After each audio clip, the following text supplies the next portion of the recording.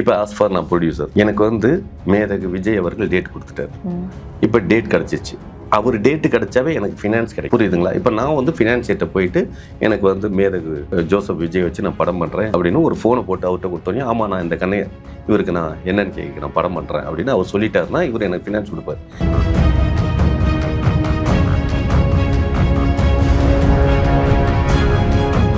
Cinema உண்மையாக நேசிச்சா cinema உங்களை கைவிடாது. ஆனால் இப்போ இது எல்லாருமே சினிமா உண்மையாக நேசிக்கிறது இல்லை. எல்லாமே ஆரம்பத்திலே பணம் சம்பாதிக்கணும்னு பார்க்குறாங்க. முன்னாடியெல்லாம் ஒரு வேலையை செஞ்சு முடிச்சு அந்த வேலையை செஞ்சு முடிச்சதுக்கு தான் பணம் பண்ணுறதுங்கிற ஒரு கலாச்சாரம் இருந்தது. அது இப்போ கிடையாது. கமிட் பண்ணுறப்பவே நம்ம சம்பாரிச்சோன்னு ஒரு கடைக்கோடியில் இருக்கிறவன் படம் பார்த்து முடிச்சதுக்கப்புறம் அவனோட கலெக்ஷனை தான் நம்ம காசாக பார்க்கணும். அவன் கலெக்ஷன் வந்ததுக்கப்புறம் தான் நமக்கு வீடு வாகனம் இதெல்லாம். இப்போ கமிட் ஆனோடனே வீடு வாகனம் அதெல்லாம் எப்படி?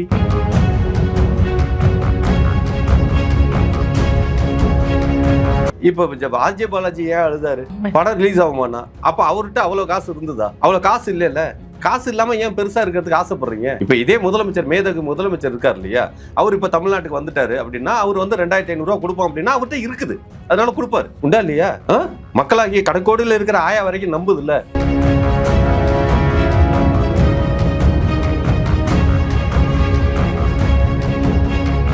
ஆனா அதெல்லாம் தெரியல சார், இவங்கலாம் தானே. அது இல்லங்க, இது காரணமே வந்து திமுக. இது இந்த படம் ரிலீஸ் ஆகாம இருக்கு, இது வந்து திமுக தான். ஏன்னா ஜனநாயகம் வரலங்கிறப்ப திமுகவா இல்ல என்ன கட்சி காரணம்?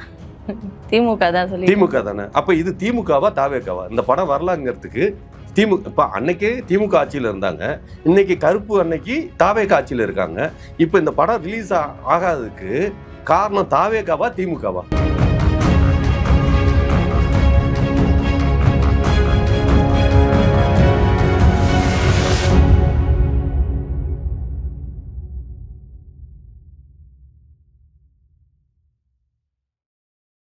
டிவிசி நேயர்களுக்கு வணக்கம். இன்னைக்கு நம்ம இன்டர்வியூல யார் இணைந்திருக்காருன்னா NNK அவர்கள் தான். வணக்கம் சார். வணக்கம் ஓவியா மேடம். அதாவது கருப்பு படம் ஜனவரி மாதம் ரிலீஸ் ஆகும்னாங்க, அதுக்கப்புறம் மார்ச்னாங்க, கடைசியில் 14th அன்னைக்கு ரிலீஸ் ஆகும்னு சொல்லியிருந்தாங்க சார். அந்த 14th அன்னைக்கு கூட நைட் ஒரு ட்வீட்டில் ரிலீஸ் ஆகுது, இந்த மாதிரி காலையில் ரிலீஸ் பண்ண மாட்டோம், 6 மணிக்கு மேலே ரிலீஸ் பண்ணணும்னு சொல்லிட்டு ஆர்ஜே பாலாஜி அவர்களும் அழுது ஒரு வீடியோ போடுறாரு. இப்போ அந்த படம் 15ஆம் தேதி ரிலீஸ் ஆயிருக்கு. அதை பற்றி கொஞ்சம் சொல்லுங்கள் சார். ரிலீஸ் ஆயிடுச்சா? ஆயிடுச்சு. ஓ, எப்போ ரிலீஸ் ஆக இருந்தது? 14 ரிலீஸ் ஆக இருந்து 15ல் ஆகிருக்குது. ஸோ இதில் கருப்பு படம் எடுக்கிறதுக்கு அவங்க கருப்பு பணத்தை யூஸ் பண்ணாங்களா இல்லை ஒயிட் பணமா? இல்லை தெரியல சார். ஒயிட் பணம் தான் சார் யூஸ் பண்ணிருப்பாங்க. அப்படியா? அதான் ஒயிட்டுங்கிறதுனால தான் இவ்வளோ பஞ்சாயத்து ஆயிடுச்சு. கருப்பு இல்லை. இப்போ கடன் நேரம் இருக்கு. கருப்பு பணத்தை வந்து மோடி வந்து கருப்பு பணத்தை டோட்டலாக டிமானிஸ்ட்ரேஷன் பண்ணி எடுத்துகிட்டு போயிட்டார்ல. ஸோ இப்போ எங்கேயுமே கருப்பு பணமே கிடையாதுல்ல. மோடி எல்லாத்தையும் வாங்கிட்டார்ல. 2000 நோட்லாம் வச்சுருந்தாங்க, அதெல்லாம் திருப்பி வாங்கிட்டாங்க. அதெல்லாம் ரொம்ப நாள் ஆயிடுச்சு. அதான் அது ரோஸ் கலர் கிடையாது, நம்மள்ட்ட இருக்கிற வரைக்கும் அது ரோஸாக இருந்தது. ஆமாம், உள்ளார கவர்மெண்ட் போனோடனே அது கருப்பு பணத்தெல்லாம் கைப்பற்றிட்டாங்க. ஆமாம், இல்லை சீரியஸா. ஆக்சுவலாக அந்த டைரக்டர் ரொம்ப பர்ஃபார்மிங்காக அழுதாரு, ரொம்ப நல்லா பயங்கரமாக அழுதாரு. ஆமாம், என்னங்க உண்மை தானே சார்? கஷ்டமா தானே இருக்கும். ஒரு படத்தை அவ்வளோ கஷ்டப்பட்டு எடுத்திருக்காரு, அழுதான் தானே பர்ஃபார்மன்ஸ்ன்னு சொல்றீங்க. இல்லை, ஒரு நடிகன் வந்து அழுதாவே நம்ம பர்ஃபார்மன்ஸாக தானே பார்ப்போம். இப்போ வந்து இதே வந்து கிட்டத்தட்ட ஒரு 13 வருஷத்துக்கு முன்னால் இதே படம் ரிலீஸ் ஆகலை அப்படின்னு மேதகு ஜோசப் விஜய் அவர்கள் அன்னைக்கு நடிகராக இருப்பார், அன்னைக்கு அழுதார் இல்லையா? அழுது பார்த்தீங்களா? பார்த்தேன் சார். அது என்ன காரணத்துக்காக? கஷ்டமா இருக்கும்ல சார், உழைப்பை போட்டு நடிச்சிருக்காங்க. அது எப்படி சார் நடிப்பான்? ஒரு இயலாவே அதை பண்ணியிருக்கலாம்ல. அப்போ இந்த சின்ன சின்ன படங்கள்லாம் உழைப்பு போடாம தான் அந்த படங்கள்லாம் நின்றுட்டு இருக்குதா? இவங்க மட்டும்தான் உழைப்பு. அப்போ பெரிய படத்தில் உழைச்சா மட்டும்தான் உழைப்பா? சின்ன படத்துல எல்லாம் உழைப்பு கிடையாதா? அந்த படத்தெல்லாம் ரிலீஸ் பண்ணுறதுக்கு இப்போ இவ்வளோ முட்டு கொடுத்து இந்த அரசாங்கம் வந்து இவ்வளோ முட்டு கொடுத்து நாங்கள் சப்போர்ட் பண்ணுறோம் அப்படின்லாம் சொல்லி ரிலீஸ் பண்ணுறீங்க அப்படிங்கிற மூமெண்ட்னா அந்த சின்ன படங்கள்லாம் ஏன் ரிலீஸ் பண்ண மாட்டேங்கிறீங்க? அவங்கெல்லாம் உழைக்கலையா? அவங்கெல்லாம் வந்து தாந்தோன்னித்தனமாக வேலை செய்யாமல் தெரிஞ்சுக்கிட்டு இருந்தாங்களா? ஆனா அதெல்லாம் தெரியல சார், இவங்கலாம் தானே. அது இல்லைங்க, இது காரணமே வந்து திமுக தான். இது இந்த படம் ரிலீஸ் ஆகாம இருக்கு, இது வந்து திமுக தான். ஏன்னா ஜனநாயகம் வரலங்கிறப்ப திமுகவா இல்லை என்ன கட்சி காரணம்?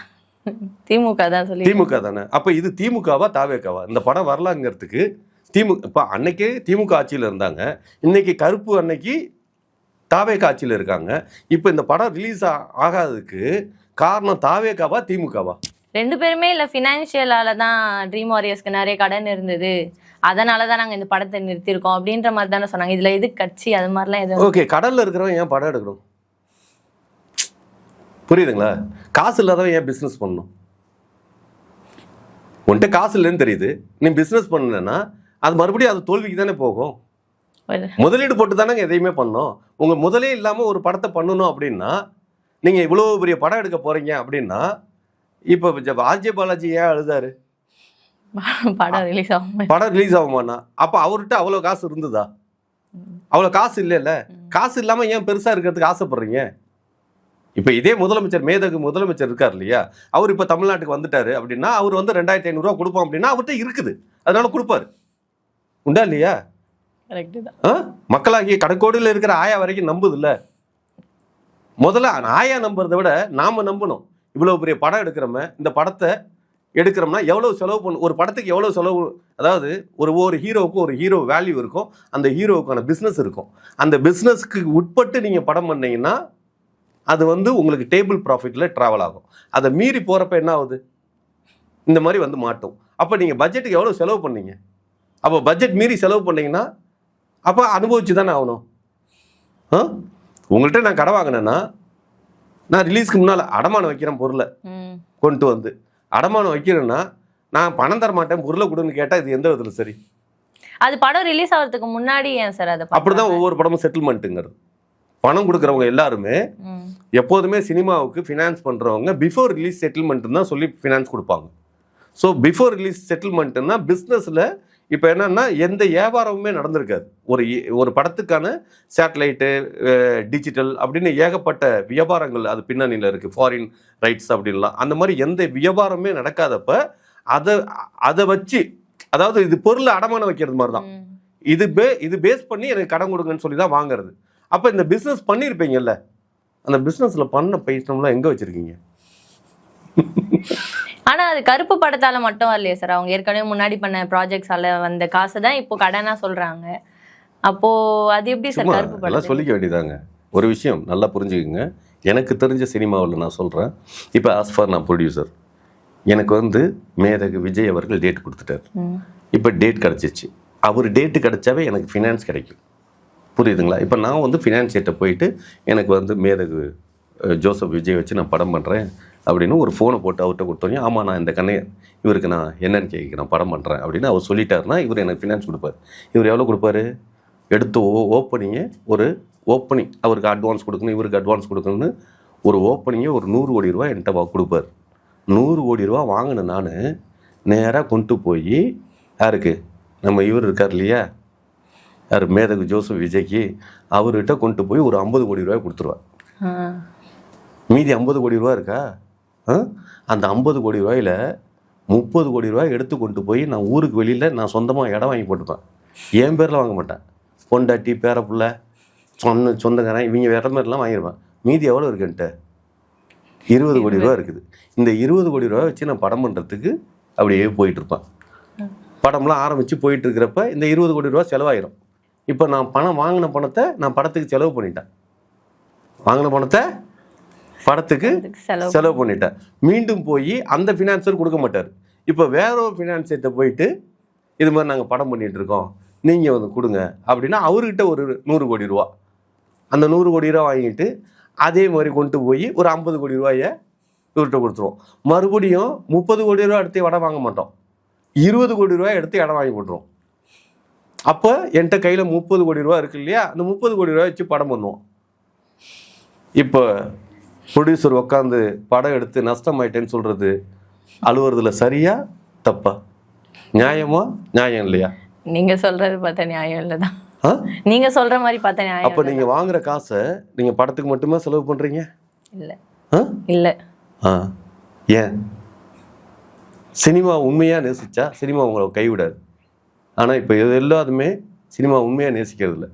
எல்லாமே ஆரம்பத்திலே பணம் சம்பாதிக்கணும்னு பார்க்குறாங்க. முன்னாடியெல்லாம் ஒரு வேலையை செஞ்சு முடித்து அந்த வேலையை செஞ்சு முடித்ததுக்கு தான் பணம் பண்ணுறதுங்கிற ஒரு கலாச்சாரம் இருந்தது.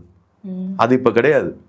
கமிட் பண்ணுறப்பவே நம்ம சம்பாரிச்சோன்னு ஒரு கடைக்கோடியில் இருக்கிறவன் படம் பார்த்து முடிச்சதுக்கப்புறம் அவனோட கலெக்ஷனை தான் நம்ம காசாக பார்க்கணும். அவன் கலெக்ஷன் வந்ததுக்கப்புறம் தான் நமக்கு வீடு வாகனம் இதெல்லாம்.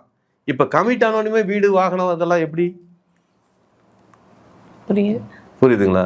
சினிமாங்கிறது இந்த ரேஞ்சில் இருக்கிறப்ப இதை பற்றின கண்ட மீடியாவிலையும் விமர்சனம் பேசிக்கிட்டு அவங்க பொழப்புக்கு ஏதோ போனால் போகுது, நாளைக்கு நமக்கு ஒரு 4 வியூஸ் போச்சுன்னா யூடியூப்காரன் கொஞ்சம் பணம் கொடுப்பானுன்னு இந்த விஷயத்தெல்லாம் இது விஷயமே இல்லாத விஷயமாக்கிக்கிட்டு இருக்காங்க. இன்னைக்கு என்னன்னா கருப்பு பணம், கருப்பு பணங்கிறேன், கருப்பு படம் முக்கியமா, பொம்பளைங்களுக்கு 1000 ரூபா பணம் வந்தது முக்கியமா? எதை பற்றி பேசணும்? பணத்தை பற்றி பேசுவாங்க. 2500 ரூபா எதிர்பார்த்த இடத்துல பழைய பணமே வருதுன்னா அதுக்கு எதுக்குப்பா இவரு ஆட்சிக்கு வரணும்? அவரே ஆட்சியில் இருந்திருக்கலாமே. தாட்ஸ் சொல்றேன். ஊடகங்கள் எதை பத்தி பேசணும் அப்படிங்கிறதே விட்டுட்டு இப்ப திடீர்னு பார்த்தா ரீகவுண்டிங் அப்படிங்கிற ஒரு மூவ்மெண்ட்லாம் நடத்திட்டு இருக்கீங்க. தாவேக்கா மறுபடியும் எத்தனை தொகுதியில் மறுபடியும் ஜெயிக்க போறாங்க? ரீகவுண்டிங்னா ஜெயிச்சு தானே ஆகணும். ஆளுங்கட்சி அவங்கள இருக்கிறப்ப ஏதாவது தோத்துருவாங்களா என்ன? மாட்டாங்க. அப்ப ரீகவுண்டிங்ல ஜெயிப்பாங்கல்ல. ஏர்போர்ட்ல பாரியில ஓட்டு போட்டு போனோம் அத்தனை பேரையும் பிடிச்சி வச்சிருக்காங்களாமே. ஆமா, அப்படியா சார்? ஆமா, அத்தனை பேரும் ஓட்டு போட்டவங்களாம் பிடிச்சி வச்சுட்டாங்க. அது எப்படி சார் ஓட்டு போட்டவங்க எல்லாரும் அவ்வளோ பேரை பிடிச்சி வச்சு அவரு என்ன பண்ண போறாரு? அதான் அவ்வளோ ஓட்டு கள்ள ஓட்டு போட்டிருக்காங்க. எந்தெந்த தொகுதியில எல்லாம் கள்ள ஓட்டு போட்டிருக்காங்கன்னு கண்டுபிடிச்சு அது வந்து ரீகவுண்டிங் பண்ணுவாங்க. ஆமா, இது நான் என்ன சொல்ல வரேன்னா, நாட்டில் இவ்வளோ விஷயங்கள் போயிட்டு இருக்கு. ஆனா கருப்பு பணம் நமக்கு வேற கருப்பு பணம். ஏன்னா நமக்கு வந்து எப்போதுமே இந்த கருப்பு பணத்தை பத்தி யாருமே ஒரு விஷயம் தெரியுமா, சுத்தமா கருப்பு பணங்கிறது இல்லாம ஆக்கிட்டாரா மோடி. ஆமா, மோடி வர்றப்ப ஒரு 15 லட்சம் ரூபா கொடுத்தாரு, உங்களுக்கு தெரியுமா? எனக்கு தெரியல. தெரியாதா? அப்ப நீங்க வாங்கலையா? நானும் வாங்கல சார். ஏதோ 15 லட்சம் ரூபா நீ வாங்கல? ஐயோ, என் தலை மேலெல்லாம் நிறைய கடன் இருந்திருக்கு. 15 லட்சம் ரூபா வந்து அவர் கொடுக்குறேன்னு சொல்லியிருந்தார் இல்லையா, அந்த ஏன்டா கொடுக்கலன்னு கேட்டேன். அப்புறமேலு நம்ம கடன் 15 லட்சம் ரூபாய்க்கு 15,1700 ரூபா கடன் இருந்திருக்குது. அப்போ 15 லட்சம் ரூபாய் நம்ம கடனை இப்போ நீக்கிட்டாங்க. இப்போ என் தலைமையில 1700 ரூபா தான் கடன் இருக்குது. அவர் அடைச்சிட்டாரா சார்? அவர் அடைச்சிட்டாரு, எல்லாருக்கும் கொடுத்து அடைச்சிட்டாரு. ஆமா, இதெல்லாம் தெரியாதா? இப்போ ரீசெண்டா 2 நாளைக்கு முன்னாடி ஒரு நியூஸ் வந்தது சார். தங்கம் வாங்காதீங்க. ஒரு பையன் வந்து என் மேல இருக்க கடன் 1.5 லட்சம்னு சொல்லிட்டு செக் எழுதி அரசுக்கு கொடுத்துருக்கான். என் கடனை நான் அடைச்சிட்டேன் அப்படி சொல்லிட்டு இப்போ ரீசெண்டா நியூஸ்ல வந்துருந்தது. அது மாதிரி எல்லாரும் கடன் அடைக்கணும். இப்ப தமிழ்நாட்டு மக்கள் வந்து நிறைய போனதுல வந்து இப்ப ஒண்ணும் இல்லை. இப்ப மு.க. ஸ்டாலின் ஐயா வந்து கடன் வாங்கி கஜானாவை காலி ஆக்கிட்டு போயிருக்காரு. இப்போ அவர் யாருக்காக கடன் வாங்கினாரு அப்படின்னா, அவர் கடனை வாங்கி என்னடா பண்ணாருன்னு பார்த்தா அவர் வீட்டில் வச்சுக்கல, தமிழ்நாட்டில் இருக்கிற மக்களுக்கு எல்லாரும் கொடுத்துட்டாரு. இப்போ அந்த கடன்லாம் வசூலிக்கணும் அப்படிங்கிறப்ப இப்போ மக்களுக்கு இது மேதகு ஜோசப் விஜய் கொடுப்பாரா இல்லை நம்மள்டேருந்து வாங்குவாரா? இப்போ கடனை வசூலிக்கணும் இல்லையா? கடனை வசூலிக்கிறது இப்படி எப்படி வசூலிப்பாரு?